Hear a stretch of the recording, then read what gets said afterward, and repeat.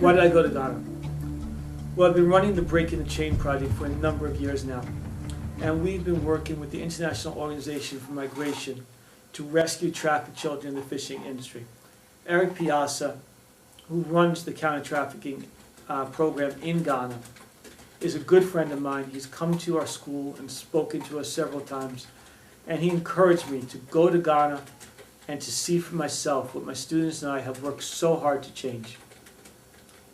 I've been to many third world countries before. This trip was different. I traveled with IOM and saw the process from the beginning to the end, and it was much more emotional and personal than anything I've ever experienced before.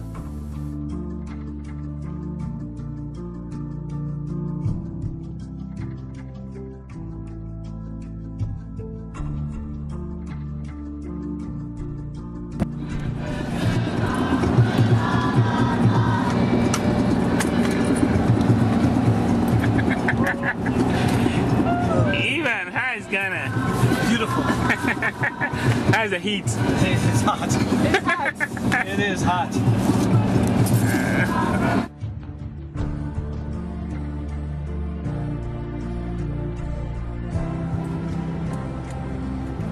Ghana, the first thing you approach with is the children. They're everywhere. Some of these families have 10, 12, 14 kids. I got one family had 24 children. So you see the children and they're just so cute. One of the things that was really fun was having a digital camera. When we take pictures with a digital camera, they all want to see themselves in the picture right after you've taken it. They've never seen their image, I don't think. So you take a picture and they all want to see each other, and it was great. I took picture after picture of the children, and then started playing games with the children. We did Simon Says, head, shoulders, knees, and toes, and just had fun with them. On the other side, some of it's just heartbreaking. You see the kids working and really working hard. You see them carrying wood on their heads back to their families. You see them washing dishes. You see them in the fishing industry. And that's when it got really tough.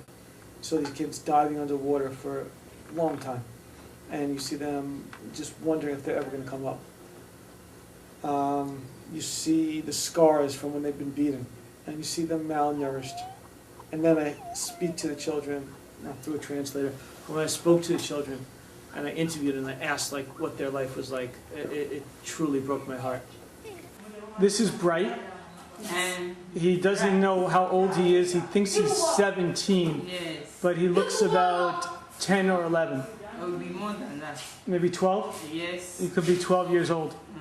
I don't know, maybe 13. It's hard to tell because they didn't get a lot of food, so they're smaller. And I think Bright had a very tough time. I think he might have had the hardest time of all the children. Yes. He thinks he was there for 7 years, but we just know it was a long time. And we know that he was treated very badly. Yes, he told me. He's got like a scar. Yes. They beat him. That's from, the head. he got hit with a paddle. Achika. Obupachia. He said they used stick itself to beat him, and then he hurt his head too. They hit him with a stick or the paddle? With a stick. Hit him Big with a stick. Diving in the water? You can't breathe. When you breathe, you die. Because water has to go inside your mouth. So you shouldn't breathe. This is Edwina. She's a social worker who takes care of the children. She told me they used the paddle to hit him under the water, and it's one of the brothers who came and rescued him, or else he would have died in the water. Oh my God.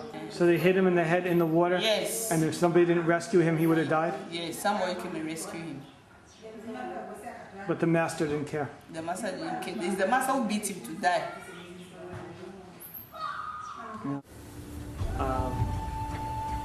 What really broke my heart more than anything was when we were able to rescue 2 children from a fisherman but leave a third behind. The one we left behind, rescued Bright and Mauli, and we had to leave Joshua behind. Why is still a bit of confusing to me, but second wife wouldn't let him go. His bride price for his mother wasn't paid. I don't really understand the story, to be honest, but his face when I left him stays with me, and it was one of the most difficult things I've ever experienced.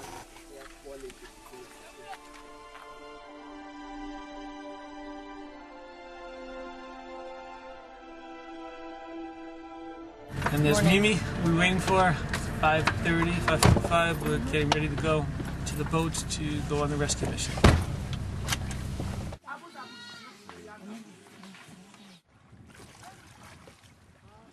Look, I'm going to send you an email to my school. You can open that, right? I'm going to send you a picture. Children work in Ghana, even the very young. They always help out and help around the family, especially the poor. Look at these young kids helping their family, getting water and bringing it to the house. They carry it on their head, and that is tough work. Sometimes they're not strong enough to lift it to their head, but once it's on their head, they can carry it. Others work in the fishing. These children work very hard, paddling the boat. Their muscles are unusually large for their age, and it causes microfractures, and they will never grow to their full size. These fishermen were trying to get away from us when we were trying to talk to them. The children work. This little kid is bringing a mat to his grandmother, and look at the way she takes it from him. It was expected that he help. There's no affection and thanks for it. The children are always working. When they're not fishing, they're back on the shore fixing the nets. The nets, when they pull them up, are always ripping on the trees in the water. The youngest aren't strong enough to paddle. The 4, 5, 6-year-olds' job is to scoop water from the bottom of the boat. As they pull up the nets onto the boat, there's water filling up on the bottom of the boats. In the boat, you could see Eric speaking to